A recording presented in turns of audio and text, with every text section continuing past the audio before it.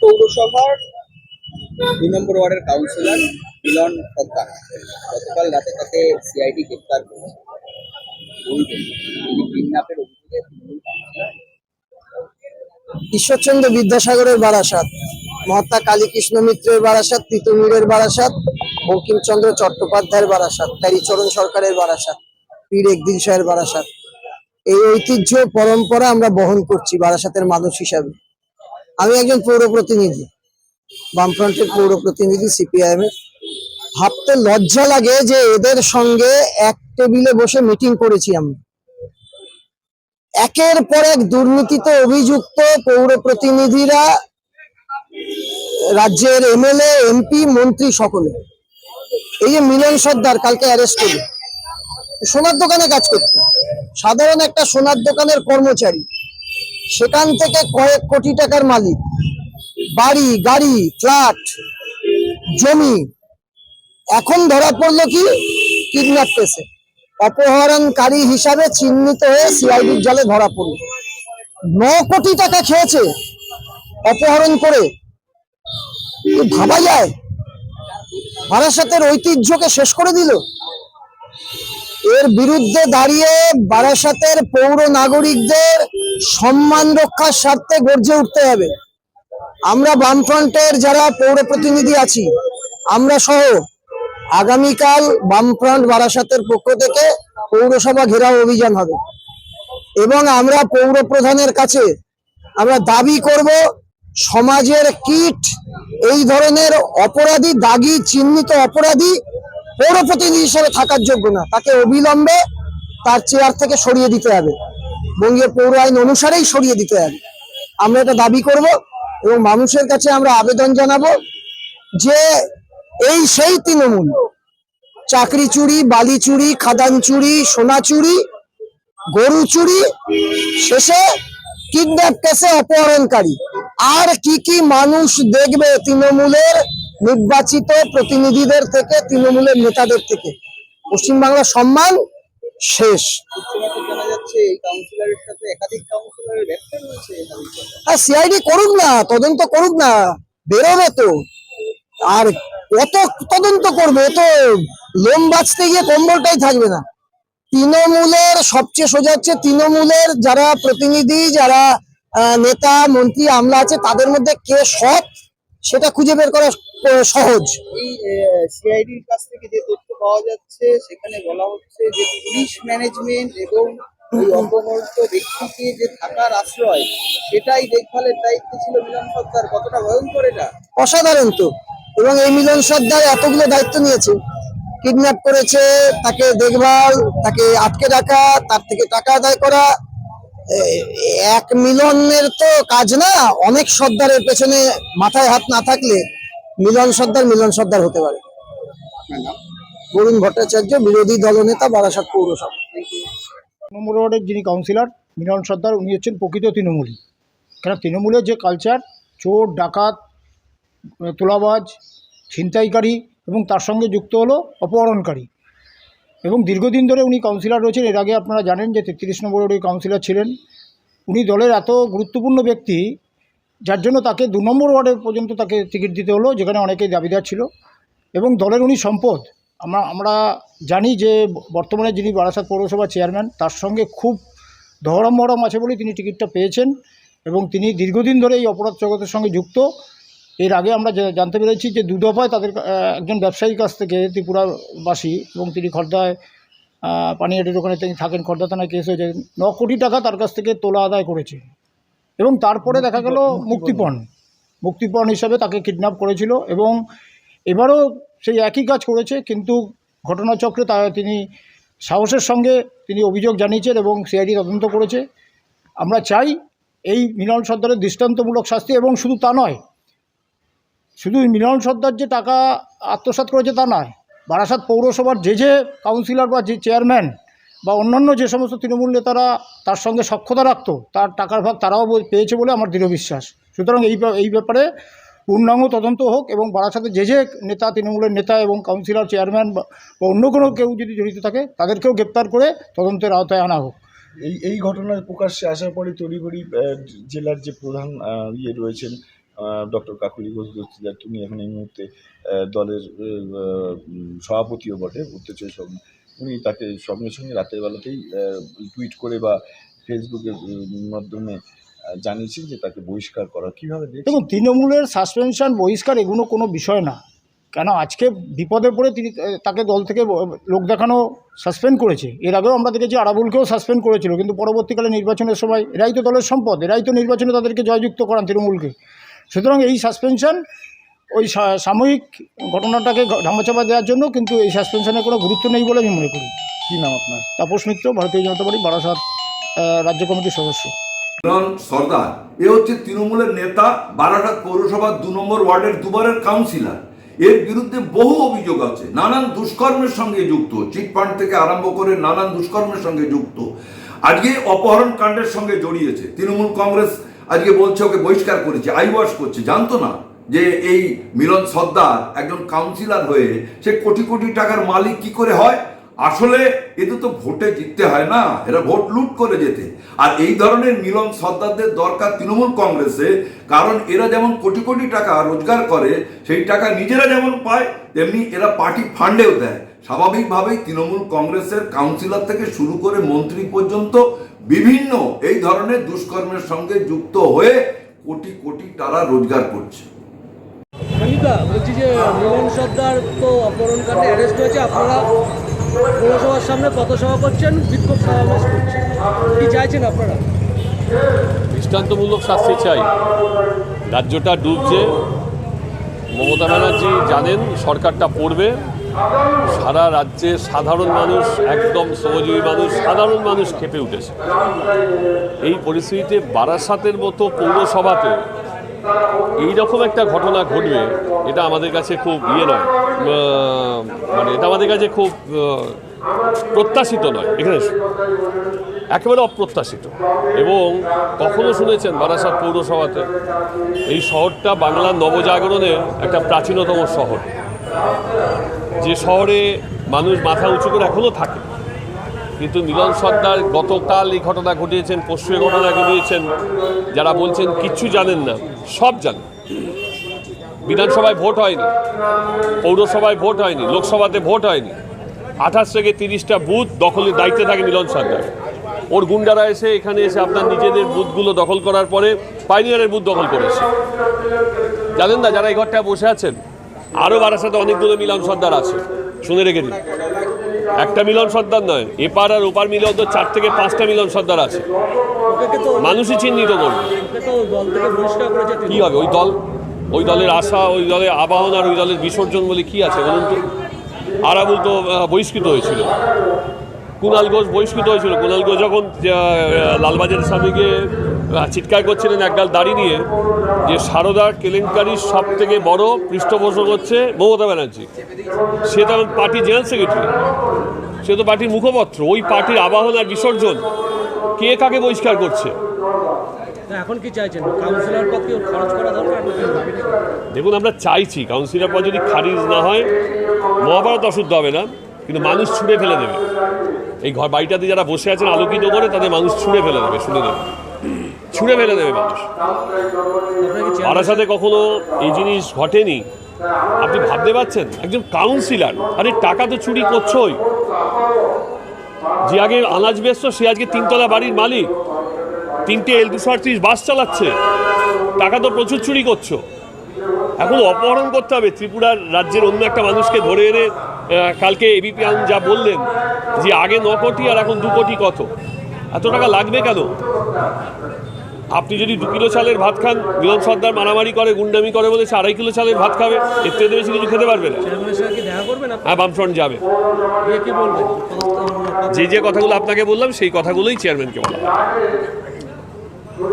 বারাসাত পৌরসভার মধ্যে ওয়ার্ডের এক কাউন্সিলরকে গতকালকে গ্রেফতার করেছে সিআইডি। ইতিমধ্যে দল থেকে বহিষ্কৃত করা হয়েছে, সাংসদ জানিয়েছে। কি বলবেন? ঠিকই আছে, বারাসাত পৌরসভার সে যে কাউন্সিলরই হোক না কেন, তৃণমূল কংগ্রেসটা এতেই প্রমাণ হয় যে তৃণমূল কংগ্রেস কিন্তু সঠিক জায়গাতেই চলছে। তার কারণ একটা মানুষ, সে কাউন্সিলর, এবার সে তার এই কাউন্সিলরের জনপ্রতিনিধি হিসাবে কাজ করতে গিয়ে তার বাইরে কি করছে না করছে, তার জন্য আমার এই ওয়েস্ট বেঙ্গল গভর্নমেন্টের অনেক প্রশাসনিক উইং আছে, সেখান থেকে যদি এরকম কিছু ইনভেস্টিগেশনে বেরিয়ে এসে থাকে যার জন্য এই কাউন্সিলর কাল রাতে অ্যারেস্ট হয়েছেন, সেক্ষেত্রে তথ্যানুসন্ধান করে তার যা আইনত যেটা হওয়ার সেটাই হবে। আর দলের কাছে যখনই এই খবর পৌঁছেছে দল সঙ্গে সঙ্গেই সঠিক সিদ্ধান্তটাই নিয়েছেন। একজন কাউন্সিলর যিনি কিডন্যাপিং এর সাথে যুক্ত, বারাসাতের বিভিন্ন জায়গায় জানা যাচ্ছে এই টাকা থেকে তার জমি জায়গা ফ্ল্যাট ইত্যাদি রয়েছে, কি বলবেন সেই বিষয়ে? এগুলো সবই ওই কি বললেন, সিআইডি অ্যারেস্ট করেছেন। সিআইডি দেখুক ভালো করে কোথায় কোথায় তার কি আছে না আছে, সেগুলো তো সিআইডি অনুসন্ধান করে দেখতেই পারেন, ইন্টারোগেট করুক, ইনভেস্টিগেট করুক, করাতে যা বেরিয়ে আসবে তার জন্য যা আইনি ব্যবস্থা সেই মতনই চলবে। আগেও একাধিকবার এনার নামে অভিযোগ উঠেছিল, কি বলবেন এই বিষয়ে? একটা আবাস যোজনার বাড়ি নিয়ে 2016-17 হ্যাঁ, কিন্তু ফেরত দিয়েছিলেন উনি আবার। হ্যাঁ, এটা ধরুন এর আগের একটা বোর্ডের ঘটনা, এবং সেই সময় যেটা হচ্ছে এই নিয়ে আমি এই মুহূর্তে আর কোনো বিতর্কিত মন্তব্য করতে চাই না। সেটা সেই সময় আরেকজন চেয়ারম্যানও ছিলেন, এবং সে বিষয়টা নিয়ে আজকে আর কোনো কথা হয় না।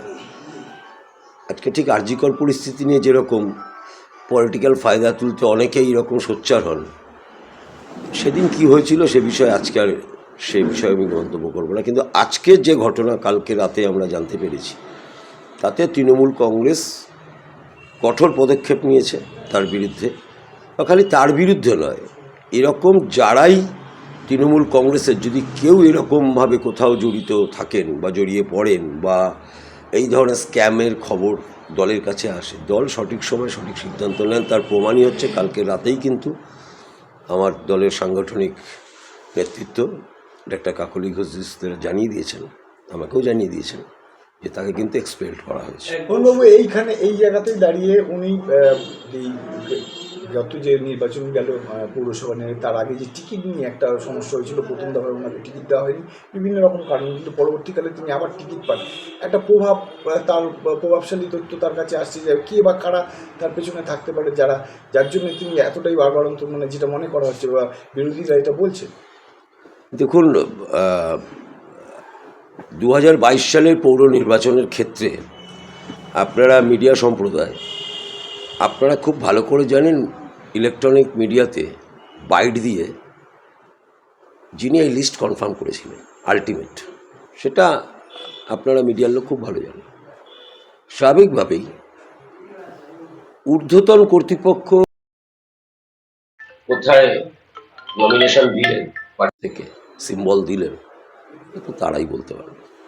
এই প্রভাবশালী যে তথ্যটা উঠে আসছে, নাহলে একবার ক্যান্সেল হয়ে যাওয়ার পর আবার পেলে এনার পেছনে যে বা পেছনে অনেক বড় কেউ থাকতে পারেন, প্রভাবশালী কেউ, এই যে তথ্যটা আসছে সেই বিষয়টা নিয়ে কী বলবেন, যার জন্য আর এত বারবারন্ত? তথ্য অনুসন্ধান করার কাজ তো আমাদের নয়, তার জন্য তো এই সব উইংগুলো আছে, তারা তথ্য অনুসন্ধান করবে। আমি আপনাকে ক্লিয়ার কাট একটা কথা বলেছি যে দলের আলটিমেট নমিনেশন সিম্বল কারা পাবেন না পাবেন সেটা ইলেকট্রনিক মিডিয়াতে আমার মনে হয় সম্ভবত বিকেল 3:30-4টের দিকে একটা ইলেকট্রনিক মিডিয়াতে আমাদের অনেক উচ্চ নেতৃত্বের কেউ কিন্তু ইলেকট্রনিক মিডিয়ার কাছে আলটিমেট এই 22-এর পৌর নির্বাচনের টোটাল লিস্ট কিন্তু সেদিন ঘোষণা করেন। এটা আপনারা খুব ভালো জানেন। একজন সোনার কারিগর, তারপরে উত্থান, তৃণমূল কংগ্রেসের টিকিট পায় এবং বিপুল সম্পত্তির অধিকারী। তৃণমূল কংগ্রেসে কোনোভাবে এইভাবে মানে এই বিষয় নিয়ে অবসর ছিল না, জানতো না যে এত পরিমাণ সম্পত্তি হচ্ছে। তার একজন সোনার কারিগর ছিল, তার পরবর্তীকালে কীভাবে উত্থান। দেখুন, মিলন সর্দার আমরা যেরকম দীর্ঘদিন ধরে কখনো কংগ্রেস কখনো জন্মলগ্ন থেকে তৃণমূল কংগ্রেসটা করি, অ্যাকচুয়ালি ডিলিমিটেশনের জন্য রিজার্ভেশনের জন্যই কিন্তু মিলন সর্দার প্রথমবার আমাদের দলের পক্ষ থেকে সিম্বল পায়। কত সাল? সেটা 15 সাল। প্রথম কাউন্সিলর 2015 সাল। 15 সাল। তা স্বাভাবিকভাবেই তার আগে কিন্তু সে কোনোদিন আমাদের দল করেনি।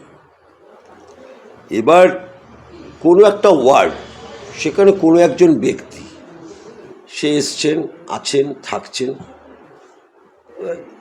এবার তার সম্পর্কে এই আজকে যা বলছেন, বিপুল সম্পত্তি, এই তাই যাই বলছেন, এগুলো সবটাই কিন্তু এই সিআইডিরই অনুসন্ধানের বিষয়। সিআইডি অনুসন্ধান করুক না, তার কি আছে, তার সোর্স অফ ইনকাম কি, তার ইনকাম ট্যাক্স ফাইল আছে কি না, সেগুলো তারা দেখবেন। এগুলো তো আমরা কেউ বলতে পারবো না। তো কার কোথায় কি সম্পত্তি আছে না আছে সেগুলো তো অনুসন্ধানের বিষয়। তো সেগুলো সিআইডি যখন করছে তো সিআইডি দেখবে। এই কাউন্সিলরের এই যে অপকর্মের দায়ভার তাহলে দল নিচ্ছেন না, তাই তো? দলের কোনো দায়ভার নেই এটা? না, দলের কোনো দায়ভার নেই। দলের দায়ভার থাকলে কি আর কানে শোনা মাত্র কি তাকে এক্সপেল্ড করা হয় নাকি? তাকে সাসপেনশন দেওয়া হয়নি, তাকে এক্সপেল্ড করা হয়েছে। ওরা থেকে আজকে কাউন্সিলর এত বারবারন্ত, দলের কাছে কি কোনো খবর ছিল না? না না, দেখুন ব্যক্তিগত স্তরে আপনি কি করছেন না করছেন, আমরা প্রত্যেকেই যেটা জানতাম যে ও একটা সোনার দোকানে কাজ করেন এবং সোনার দোকানের মালিকরা, আমি যে পাড়ায় থাকি সেই পাড়ার সামনে যে বড় রাস্তাটা আছে সেখানে থাকতো, ওরাও ওকে খুব ভালোবাসতো, ওদের পরিবারের মতো। ওদের সাথেও আমি কথা বলে দেখেছি, মানে ওরাও খুব স্নেহ করতো। মানে দীর্ঘদিন ধরে একটা দোকানেই ও ছিল, স্বাভাবিকভাবেই ওই পরিবারের মতোই ছিল ওই বাড়িটার। ওদের কাছ থেকেও কোনোদিন কোনো খারাপ মন্তব্য শুনিনি। কিন্তু এই ধরনের মানুষ যদি এই ধরনের কাজ করেন, এটা তো রাতারাতি হতে পারে না, বা সঙ্গদোষে হতে পারে অনেক সময় হয়তো, বা লোভ সংবরণ করতে পারলেন না সেভাবে হয়তো জড়িয়ে পড়লেন, এটা হতে পারে। কিন্তু ঘটনাটা নিন্দনীয় এবং দল তো বহিষ্কার করেছে, আমরা সবাই নিন্দা করছি। পৌরসভায় এ ধরনের একজন জনপ্রতিনিধি ছিলেন, এটা ভাবতেই অবাক লাগছে। বিরোধীরা একটা অভিযোগ করছেন আপনার ঘনিষ্ঠ থাকার কারণেই এত বারবারান্ত, কি বলবেন? না, সে তো অভিযোগ। আমার তো 35 জনই আমার সহকর্মী। এই ঘরে এসে যারা বসেন তারাই তো, যারা রোজকার আসেন, তাদের মধ্যে মিলন সর্দার একজন ছিলেন। টিকিট বন্টনের ক্ষেত্রেও ওনার নাম প্রথম পর্যায়ে ছিল না, দ্বিতীয় পর্যায়ে এসেছিল, দ্বিতীয় লিস্টে নাম এসেছিল মনে হয় না। সেক্ষেত্রে আপনার জানাটা সঠিক নয় আমার বলে মনে হচ্ছে। যে লিস্ট গেছিল তাতে ওর নাম ছিল, কারণ উনি তো এক্সিস্টিং কাউন্সিলর ছিলেন। এক্সিস্টিং কাউন্সিলর যারা ছিলেন তাদের যদি ওয়ার্ডে না হয়, পাশের ওয়ার্ডে রিজার্ভেশনের কথা দল বলেছিলেন, সেই কারণেই প্রাথমিক লিস্টে ওনার নাম ছিল। প্রত্যেকেই দেখবেন যারা এক্সিস্টিং কাউন্সিলর ছিলেন তাদেরকে রিহ্যাবিলিয়েট করবার কথা দলের নির্দেশিকায় ছিল। প্রথম দফায় যখন বাড়ি দেওয়ার নামে যে টাকাটা, হাউস ফর অলের টাকা নিল, সেই ক্ষেত্রে দ্বিতীয় দফায় টিকিট দেওয়াটা আপনারা ভাবেননি? না, সেটা তো দেখেছিলাম একটা সদিচ্ছা ছিল, অধিকতর গরিব মানুষ তার ওয়ার্ডে ঘর পাক, এইটা বিষয়বস্তু ছিল। সেই কারণে বিষয়টা ভাবা হয়েছিল এরকম ভাবে। কিন্তু উনি যেটা বলছেন যে ওর নাম প্রথম লিস্টে ছিল না, দ্বিতীয় লিস্টে ছিল, সেটা কিন্তু নয়। অন্তত বারাসাতে যে লিস্টটা তৈরি হয়েছিল প্রথমে, তাতে কিন্তু ছিল, মানে ছিল ওই কনসিডারেশনেই। যেমন দেখবেন সমীর কুণ্ডু 14 নম্বর ওয়ার্ডের কাউন্সিলর ছিলেন, তার ওয়ার্ডে যখন রিজার্ভেশন হয়ে গেল, সে দেখবেন তার পাশের ওয়ার্ডে 15 নম্বর ওয়ার্ডে, মানে ওই 15 নম্বর ওয়ার্ডটা আগে ফিমেল ছিল, সেটা যখন জেনারেল হলো, সমীর কুণ্ডু কিন্তু স্থানান্তরিত হয়েছেন দেখবেন 15 নম্বর ওয়ার্ডে। এরকমই বিষয়। আরেকটা বিষয় যে বারাসাত পৌরসভায় দেখা যাচ্ছে যে মিলন সর্দারের ওয়ার্ডে সব থেকে বেশি বাড়ি বন্টন হয়েছে, সংখ্যাটা বেশি। গরিব মানুষ তো বেশি, মানে ন্যাচারালি যেখানে গরিব মানুষ বেশি সেখানেই তো হবে। আপনি যদি ধরুন, আমি যে ওয়ার্ডে থাকি 25 নম্বর ওয়ার্ড, ওখানে গরিব মানুষের সংখ্যা কম। আপনি তথ্য নিয়ে দেখুন, অনেক কম আমার বাড়ি। গরিবের আধিক্য যেখানে বেশি সেখানেই তো হবে। আমার ওয়ার্ডে একটা সাঁওতাল কমিউনিটি ছিল, তাদের জন্য দেখবেন একটা 4 তলা বাড়ি হচ্ছে, মানে পুরো ট্রাইবালদের জন্য। আমার সেই অর্থে যাদের জমি আছে, গরিব মানুষ নেই আমার। যেখানে বেশি আছে শুধুমাত্র মিলন কেন, আমাদের 6 নম্বর ওয়ার্ডে কানাপুকুর গরিব মানুষের বসবাস বেশি, অশ্বিনীপল্লী 28 নম্বর এখানে বেশি, যেখানে যেখানে আছে 7-এ গরিব মানুষের বসবাস, যেখানে যেখানে গরিব মানুষ আছে 1 নম্বর ওয়ার্ড 18 নম্বর ওয়ার্ড, কিন্তু যেখানে নেই সেখানে তো হবে না। ব্যারাকপুর রোডে নাকি একটা বাজার তৈরি করেছে, শুনেছি, সে বোধহয় 2-4 বছর আগে। বাজার না, হাট, অস্থায়ী হাট, আগের বোর্ডে, সেটা 2016 সালটালে বোধ হয়, সেটা এর মধ্যে না।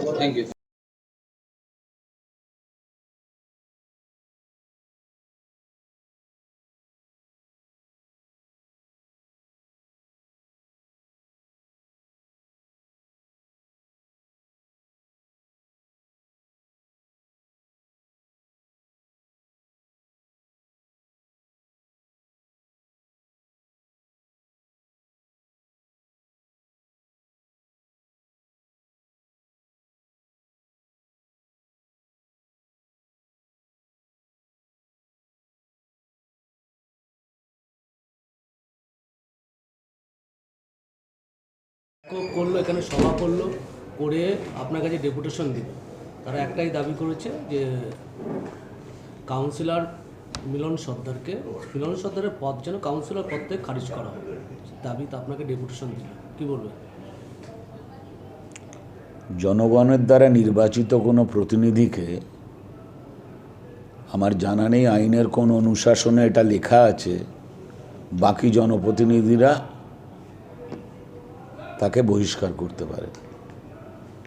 একটা জনপ্রতিনিধি পৌরসভায় যখন নির্বাচিত হন, প্রথম দিন পৌরসভায় এসে তাকে শপথ বাক্য পাঠ করান মাননীয় মহকুমা শাসক। তাহলেই স্বাভাবিকভাবেই আইনের যদি এরকম কোনো ব্যাখ্যা থেকে থাকে, এই মিলন সর্দারের ইস্যুতে মিলন সর্দার যে রাজনৈতিক দলের হয়ে নির্বাচনে প্রতিদ্বন্দ্বিতা করেছিলেন, সেই দলের নেতৃত্ব তাকে অলরেডি দল থেকে বহিষ্কার করেছেন। স্বাভাবিকভাবেই তিনি তৃণমূল কংগ্রেসের এই মুহূর্তে আর কেউ নন, কিন্তু জনপ্রতিনিধি আইন অনুসারে তাকে এই পৌর বোর্ড সিদ্ধান্ত বা তার বহিষ্কারের সিদ্ধান্ত নিতে পারেন কিনা আইনজ্ঞের সাথে পরামর্শ করা দরকার। যদি আইনে কোনো এ ব্যাপারে সিদ্ধান্ত নেওয়ার জায়গা থাকে, নিশ্চিতভাবে আগামী মঙ্গলবার আমাদের পৌর পরিষদ সদস্যদের একটা মিটিং আছে, নিশ্চিতভাবে সেখানে আলোচনা হতে পারে এই বামফ্রন্টের যে স্মারকলিপি তারা দিয়ে গেলেন আমাদের কাছে সে ব্যাপারে। আর আগামী বৃহস্পতিবার আমাদের বোর্ড অফ কাউন্সিলর্সদের মিটিং আছে, সে ব্যাপারে নিশ্চিতভাবে আলোচনা উঠে আসতে পারে। কিন্তু আইনজ্ঞের পরামর্শ নিয়ে এবং দলের ঊর্ধ্বতন নেতৃত্বের সাথে আলোচনা করে এই ব্যাপারে কি সিদ্ধান্ত হবে সেটা স্থির হবে। আমার ওয়ার্ডে এই মিলন সর্দার, আমার ওয়ার্ডে যখন একটা মদের দোকান হয়েছিল স্টেশনের কাছে, মদের দোকানটা আমি বন্ধ করিয়ে দিয়েছিলাম। অবশ্য অনেক পার্টির থেকে, সব পার্টির থেকেই এটা ইনিশিয়েটিভ নিয়েছিল, এবং সেটা বন্ধ করার সময় আমাকে ও ডেকে ফোন করে বলেছিল যে দিদি এটা আপনি পার্টি ফান্ডে টাকা দিয়ে দেবে, ও মোটা অঙ্কের টাকা দিয়ে দেবে, আপনি এটা ছেড়ে দিন। কিন্তু তা সত্ত্বেও আমি ছাড়িনি, তাকে বলেছিলাম, সে বারবার আমাকে ফোন করেছিল যেটা ছাড়ার জন্য। আর এছাড়া তো জানেন তোলার জন্যই ও বলেছিল যে মদের দোকানটা আমি যদি ছেড়ে দিই, ও আমাকে, ওই মদের দোকানদার, ও আমাকে মোটা টাকা দেবে, সেটাতে ও আমাকে ছেড়ে দিতে বলেছিল। যদিও আমরা ছাড়িনি এবং বন্ধ করে দিয়েছি। মিলন সর্দার চেয়েছিল যে ওটা আমি চালু করতে দিই, যাতে পার্টি ফান্ডে ওরা টাকা দেবে মদের দোকানদার।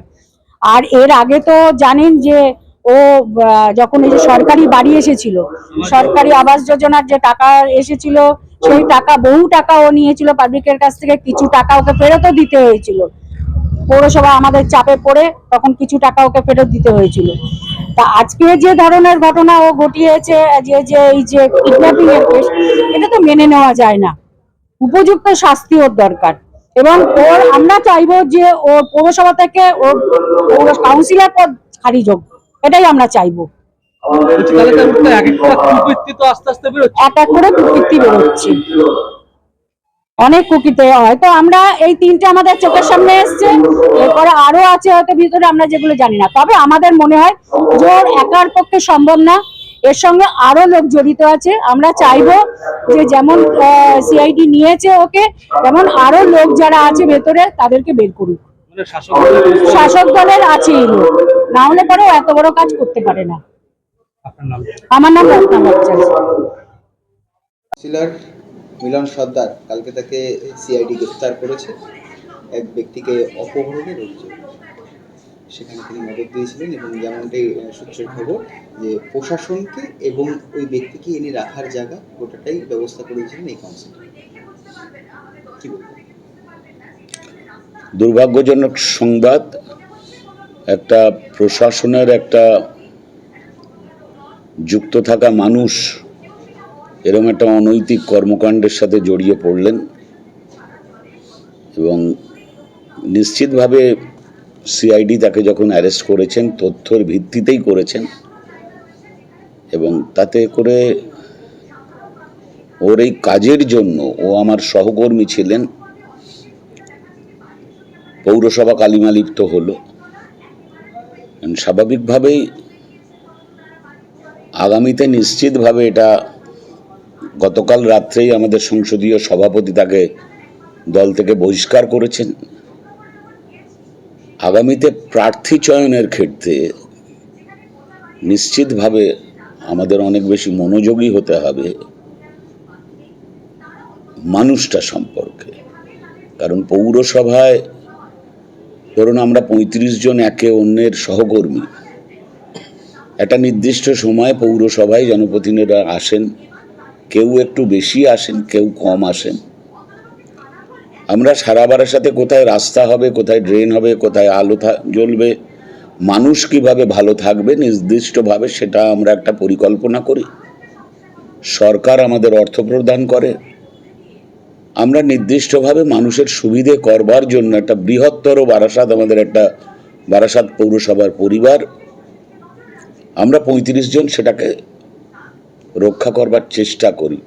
মানুষকে পাশে দাঁড়িয়ে সহযোগী ভূমিকা হিসেবে মাননীয় মুখ্যমন্ত্রী মমতা বন্দ্যোপাধ্যায়ের আদর্শে আমরা যারা অনুপ্রাণিত, তারা প্রত্যেকে সেই কাজটা করবার চেষ্টা করি। দুর্ভাগ্যজনকভাবে আমাদের একজন সতীর্থ, যিনি এই ধরনের কর্মকাণ্ডের সাথে নিজের নাম জড়িয়ে ফেললেন, এটা ভাবনার বাইরে। স্বাভাবিকভাবেই আইনের বিচারে যা বিবেচিত হবে সেটা হওয়াই শ্রেয়। একেবারে সেই জায়গা থেকে বিরোধীরা অভিযোগ করছে এই মিলন সর্দারের বিরুদ্ধেই, তিনি যখন 33 নম্বর ওয়ার্ডের কাউন্সিলর ছিলেন, আবাস দুর্নীতির টাকা নেওয়ার জন্য তাকে বাড়ি ছাড়া থাকতে হয়েছে এবং পরবর্তী ক্ষেত্রে মুখ্যমন্ত্রী যখন প্রশাসনিক বৈঠক থেকে নির্দেশ দেয় যারা টাকা নিয়েছে ফেরত দিতে হবে, তার পরবর্তী সময়ে সে ফেরত দিয়েছে সে টাকা এবং তারপরেও তাকে আবার পুনরায় 2021 সালের যে পৌরসভা নির্বাচন সেখানে প্রার্থী করা হয়। স্বাভাবিকভাবেই এটা দেখুন, ওই বিষয়টা সেই সময় যে ঘটনাটা ঘটেছিল 2015 থেকে 20 সেই নিরিখে ওর প্রচেষ্টা ছিল ওর এলাকার অধিকতর গরিব মানুষ যারা ঘর পাননি তাদেরকে পাইয়ে দেওয়া। সেদিনের ভূমিকাটা কিন্তু আপাত দৃষ্টিতে মনে হয়েছিল সদর্থক ভূমিকা, কারণ ওই এরিয়াটায়, যে এরিয়ায় সেই সময় ও জনপ্রতিনিধি ছিলেন, গরিব মানুষের বসবাস বেশি এবং সেখানে বহু মানুষের চাহিদা হচ্ছে ঘরের। সেই নিরিখে মনে হয়েছিল যে তিনি হয়তো প্রচেষ্টা চালাচ্ছেন যে আরও বেশি মানুষ যাতে সরকারি সহায়তায় ঘর পান। এবং পরবর্তীকালে এটাও ঠিক যে অভিযোগটা আপনি করছেন সেটা ও মেরামত করবার চেষ্টা করেছিল যাদের কাছ থেকে ও এই ধরনের অন্যায় কাজ করেছিলেন এবং সেটা ও ফেরত দিয়েছিল শুনেছিলাম। স্বাভাবিকভাবেই তার ওই ওয়ার্ডটা, তার পার্শ্ববর্তী ওয়ার্ডে ও এবার দাঁড়িয়ে জয়লাভ করেছিলেন। তা প্রশ্ন তো থাকতেই পারে, কিন্তু ধরুন 2-2.5 বছর তো ধরুন আমার চেয়ারম্যানশিপেও রয়েছে, এর আগে 5 বছর বোর্ডে ছিল, সেদিনও আমার সহকর্মী ছিল। আমরা কিন্তু সেইভাবে ওকে কোনোদিন দেখিনি। একটা সোনার দোকানের কর্মচারী ছিল এবং খুব সুনাম ছিল, জানতাম। আসতো আপাত দৃষ্টিতে খুব নিরীহ চুপচাপ একটা ছেলে, বসে থাকতো। এখন মানুষের মন আর মুখ আলাদা হলে যা হয় এ বোঝা খুব ডিফিকাল্ট, এবং সে এই ধরনের কাজে জড়িয়ে পড়বেন এটা ভাবনার বাইরে। স্বাভাবিকভাবে বিচার হোক, বিচারে দোষী হলে নিশ্চিতভাবেই তার শাস্তি হবে। তবে এই ধরনের মানুষদের পলিটিক্সে আসা উচিত নয়, যাদের মন আর মুখ আলাদা থাকবে। কারণ আমরা প্রত্যেকেই শপথ নিই মানুষের জন্য কাজ করব, মানুষের পাশে দাঁড়াবো। আর বিশেষ করে এটা নিশ্চিতভাবে অনুধাবন করতে পারছেন তৃণমূল কংগ্রেস এমন একটা রাজনৈতিক সংগঠন যেখানে অনৈতিক দুর্নীতির সঙ্গে এই দলের ঊর্ধ্বতন নেতৃত্ব কোনো সময় আপোষ করেন না। কালকে রাত্রিতে যে মুহূর্তে উনি অ্যারেস্ট হয়েছেন, তৎক্ষণাৎ কিন্তু আমাদের সংসদীয় সভাপতি তাকে দল থেকে বহিষ্কার করেছেন। স্বাভাবিকভাবেই একটা তৃণমূল কংগ্রেস একটা বৃহত্তর সমাজের বুকে অবদান আছে এই দলটার, যদি জন্মলগ্ন থেকে দেখেন। সেখানে একটা জনপ্রতিনিধির জন্য একটা দল তো কালিমালিপ্ত হতে পারে না। জনপ্রতিনিধি দল ব্যবহার করে নিশ্চিত কালিমালিপ্ত করার চেষ্টা করেননি, হয়তো তার ব্যক্তিগত ব্যবসার জায়গা থেকে, তার নিজস্ব যে সমস্ত সার্কেল আছে সেখান থেকে করেছেন। তবে এটা একটা খারাপ কাজ, সবাই নিন্দা করবেন এবং দলের প্রত্যেকটা মানুষের বিরুদ্ধে বলছেন। কিন্তু আপাত দৃষ্টিতে ও যখন মিউনিসিপ্যালিটিতে আসতো তখন তাকে দেখে কখনোই মনে হয়নি এত বড় ক্রাইমের সাথে সে যুক্ত হতে পারে। পৌরসভা 10 নম্বর ওয়ার্ডে যিনি প্রাক্তন কাউন্সিলর সিপিএম রত্না ভট্টাচার্য, তিনি একটা অভিযোগ করছেন যে 2012-13 সাল নাগাদ বারাসাত 5 নম্বর যে প্ল্যাটফর্মের পাশে একসময় সেখানে নাকি মদের দোকান খোলার একটা চেষ্টা হয়েছিল। সেখানে তার সেই ঘটনার মধ্যে মিলন সর্দারের নামটা তিনি তুলছেন, বলছেন যে মিলন সর্দার তাকে মোটা অঙ্কের টাকার লোভ দেখিয়েছিল যাতে এই মদের দোকানটা যাতে এখানে না হয়।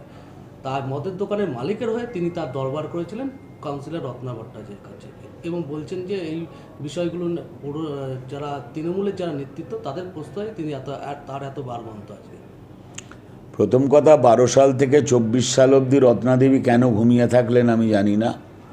ঘোলা জলে মাছ ধরার অভ্যাস ওদের দলের নেতৃত্বের আছে, ওনার থাকাটা অস্বাভাবিক নয়, স্বাভাবিক। আর আমার এই ঘরে এই মুহূর্তে যারা তৃণমূল কংগ্রেসের জন্মলগ্ন থেকে সাক্ষী এবং তৃণমূল কংগ্রেসের সাথে সম্পৃক্ত, তারা 2012 সালে কেউ মিলন সর্দারকে চিনতেন না। এখন রত্নাদেবী কোন কারণে 12 সালে মিলন সর্দারকে চিনেছিলেন, রত্নাদেবী বিলক্ষণ ভালো বলতে পারবেন। কারণ 2015 সালে 33 নম্বর ওয়ার্ড সংরক্ষিত হওয়ার কারণে তৃণমূল কংগ্রেসের মানুষের সহযোগিতায় বা দলের সহযোগিতায় মিলন সর্দার একটি টিকিট পান। মিলন সর্দার কোনো রাজনৈতিক চরিত্র নয়, রাজনীতির মধ্যে দিয়ে উঠে আসা কোনো মানুষ নয় যে পৌর নির্বাচনে প্রতিদ্বন্দ্বিতা করছেন। আসন সংরক্ষিত হওয়ার সুবাদে এলাকার মানুষের দাবিকে সামনে রেখে তৃণমূল কংগ্রেস 2015 সালে তাকে প্রতিদ্বন্দ্বিতা করবার সুযোগ করে দেয়। 2012 সালের মিলন সর্দার হতে পারে রত্নাদেবীর ঘনিষ্ঠ মানুষ ছিলেন, তা না হলে টাকার অঙ্ক নিয়ে তিনি পৌঁছেছিলেন কি করে রত্নাদেবীর মতো ওরম ডাকসাইটে পৌর প্রতিনিধির কাছে। এ বিষয়গুলো ভাববার বিষয়। 12 সালে আমার ঘরে ঠিক সেই সময় দলকে বারাসাত শহরের বুকে যিনি নেতৃত্ব দিতেন তাপস দাশগুপ্ত বসে আছেন, অভিজিৎ নাগচৌধুরী বসে আছেন। 80-র দশক থেকে কংগ্রেস পরবর্তী অধ্যায়ে তৃণমূল কংগ্রেসের সামনের সারিতে দাঁড়িয়ে দল করা মানুষ। বর্তমান সভাপতি বসে আছেন, তিনিও সেই দুঃসময় থেকে দলের অন্যতম কাণ্ডারি। সমীর তালুকদার বসে আছেন, বহুদিনের তৃণমূল কংগ্রেসের সাথী। স্বাভাবিকভাবেই এরা কেউ 2012 সালে মিলন সর্দারকে চিনতেন না। কোন অজ্ঞাত কারণে রত্নাদেবী মিলন সর্দারকে 2012 সালে চিনতেন এবং কোন ঘনিষ্ঠতা ছিল যে কারণে একটা মানুষ একটা জনপ্রতিনিধির কাছে টাকার অফার নিয়ে মদের দোকান খোলবার সুপারিশ করেছিল। এটা আপনারা তদন্ত করুন, আপনারা অনুসন্ধান করুন, নিশ্চিত উত্তর পেয়ে যাবেন। কাউন্সিলর হওয়ার আগে কি উনি কি তৃণমূল দলের সাথে সংস্পর্শে ছিলেন না? কোনো দিনই ছিলেন না। আমি তো চিনতাম না। আমি তো ধরুন আমার জীবনের প্রথম নির্বাচন হচ্ছে 1984 সাল। আমি 2015-র আগে মিলন সর্দার বলে ওই এলাকায় কেউ তৃণমূল কংগ্রেস করেন আমি চিনতাম না। বলবেন আইনের পথে চলছে এবং আমাদের দল এই মুহূর্তে অলরেডি এই ব্যাপারে আমাদের দলের সভাপতি পরিষ্কারও করে আইনের ব্যাপার, আইনে যা হবে আমরা দলগতভাবে এই সমস্ত বিষয় যারা এই সমস্ত বিষয় আগামী দিনে দলের পরিষ্কার অন্যায় দুর্নীতির সঙ্গে যুক্ত থাকে তার যা ব্যবস্থা হবে। আপনাদের সাথে তো উঠা বসা করেছে, বিভিন্ন জায়গায় গেছে। এবং আমরা তো জনপ্রতিনিধি, আমাদেরই কোনো জনপ্রতিনিধি কোনো একটা অনুষ্ঠানে থাকলে সেখানে আমি তো কাউকে বলতে পারি না আপনি যদি থাকেন আমি কি বলতে পারবো যে আপনি আগে থেকে আমি জানবো? আমার কাছে এমন কোনো যন্ত্র থাকে না আমাদের কাছে যে যন্ত্র দিয়ে বোঝা যায় যে এই লোকটাই। আমার তো খানিকটা অবিশ্বাসের বাতাবরণ আছে যে যা দেখেছি ওর যা চলন বলন দেখেছি ওর আছে আমার তো এটা করতে গেলে অনেক জানি না। আমি পুলিশ ইনভেস্টিগেশন করে যা পেয়েছে সেটা করেছে, আমরা আইনের সাথে আইন অনুযায়ী যা ব্যবস্থা হবে। 30-এ যখন ছিল তখন দুর্নীতিতে নাম উঠেছিল, এটা আবাস যোজনা নিয়ে। তারপর আবার টিকিট দল কিভাবে ছিল না আবাস যোজনা নিয়ে দুর্নীতিতে নাম উঠল। ব্যাপারটা হচ্ছে আবাস যোজনায় যারা বেনিফিশিয়ারি তাদের পয়সা মিউনিসিপ্যালিটিতে জমা করে অতিরিক্ত ঘর পেয়ে এটা শুনেছি।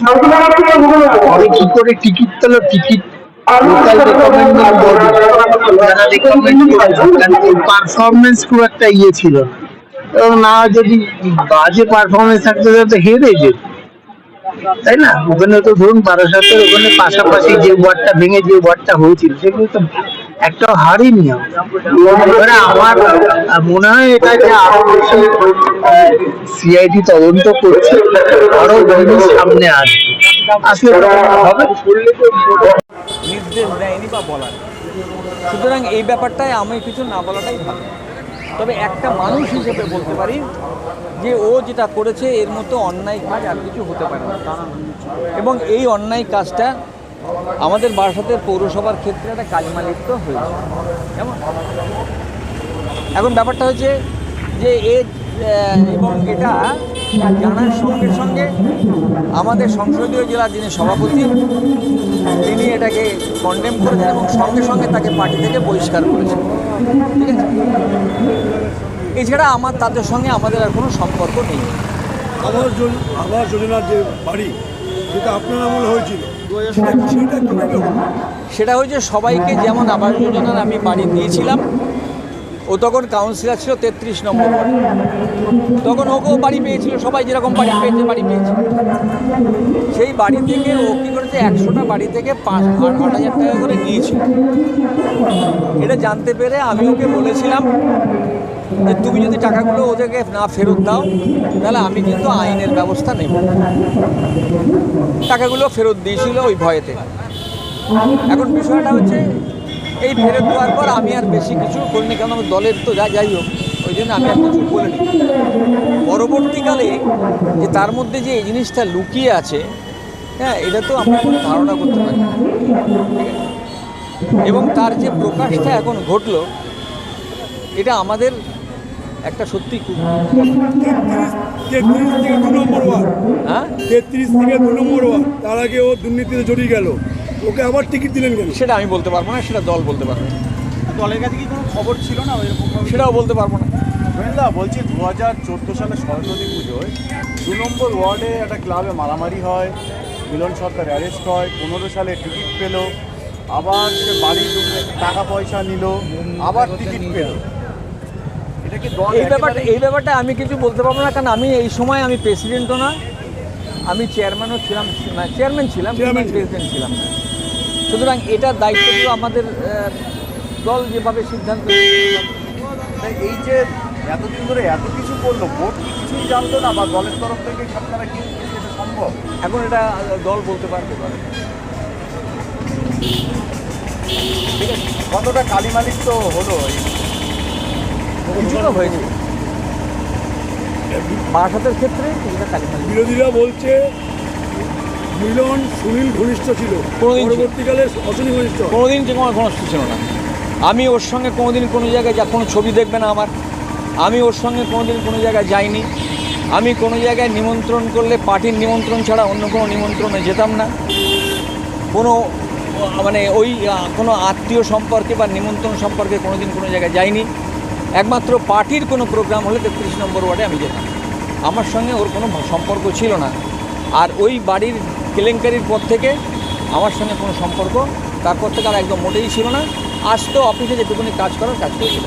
নেতা মন্ত্রী থেকে চেয়ারম্যান সবার সঙ্গেই তো সে ঘনিষ্ঠ, সাংসদ। ওটা আমি ভাই ওটা বলতে পারবো, সবার কি সচেতন হওয়া প্রয়োজন? আমি ওটা বলতে পারবো না, কারণ এটা আমার কাজ নয়। আমাকে বলে দিয়েছে যে এই ব্যাপারে মানে বললাম না, আমাকে নির্দেশ দেয়নি এই ব্যাপারটা বলার জন্য। ঠিক আছে, 2016কালীন এই ওয়ার্ডের কাউন্সিলর ছিলেন। 2000 কি বলবেন, আপনারা কি পেয়েছিলেন সেটা? এবার এটা তো শোনা কথা, সবার মুখে মুখে যেটা চলছিল আমরা সেটা শুনেছিলাম। শুনেছিলেন? হ্যাঁ, শুনেছিলাম। এটা কি শুনেছিলেন? যে ও কত টাকা পয়সা দিয়ে মনে টিকিট পেয়েছে, সেরকম একটা কথা শুনেছিলাম। এই ওয়ার্ড জুড়ে তার কটা বাড়ি আছে? এই ওয়ার্ডে তো 4-5টা বাড়ি আছে। আর কি আছে? মেস পাওয়া যাচ্ছে নাকি? মেস ভাড়া দিতে নাকি শুনেছি? হ্যাঁ, মেস ভাড়া দিয়েছে ওই নিজামুলের দিকে। আরো বাইরে কোথাও বাড়ি আছে? বাইরে শোনা কথা যেগুলো আছে, দত্তপুরে কোথায় বাগান বাড়ি আছে, তারপরে কলেজ আছে, ওই কলেজের ওইদিকে কোথায় জায়গাটা কিনেছে, এরকম সব শোনা কথা। এগুলো আমি দেখিনি চোখে। জনপ্রতির মতো ব্যবহার করতো। হ্যাঁ, এই 33 নম্বর ওয়ার্ডে যখন ছিল তখন তো প্রথম তো খুব ভালোই ব্যবহার করতো, তারপরে তো আস্তে আস্তে সবার সাথে সম্পর্ক খারাপ হতে শুরু করে। তারপর তো 2 নম্বর ওয়ার্ডে একটা বাড়ি শোনা যাচ্ছে যে সরকারি আবাস যোজনার টাকা। কোন বাড়িটা? সেটা ওই যে ওই এক মহিলা বললেন ওখানটায় ওই বাড়িটা সরকারি আবাস যোজনার টাকা, সেটা টাকা দিয়ে বাড়িটার কথা তো শোনা যাচ্ছে। এখন তো সেটা আপনারা ভেরিফাই করে একটু দেখবেন ওটা সরকারি। আমার নাম সঞ্জয় দাস। আপনার তো হাটটা হচ্ছে আপনার নামে লিস্ট ছিল, তারপরে আপনার থেকে নিয়ে নেওয়া হয়েছে। নিয়ে হচ্ছে এখন মিলন সরকার হাটটা চালাতে এবং সৌম্যনাথের যে সঙ্গে ছিল। এখন কি আপনি কি বলতে চাইছেন? এখন আমি বলতে চাই যে আমার হাটটা আমাকে ফেরত দেওয়া হোক, এবং হাটে যে বর্তমানে যে দুর্নীতি হচ্ছে, দুর্নীতি মুক্ত করে আমি আবার নতুন করে সেই হাটটাকে আমি নতুন করে করতে চাই।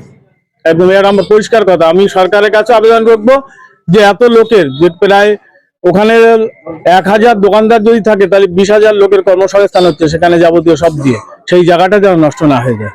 মিলন সর্দারকে এর আগে জানিয়েছিলেন আপনি হাট আপনাকে হ্যান্ড ওভার করার জন্য বা কিছু?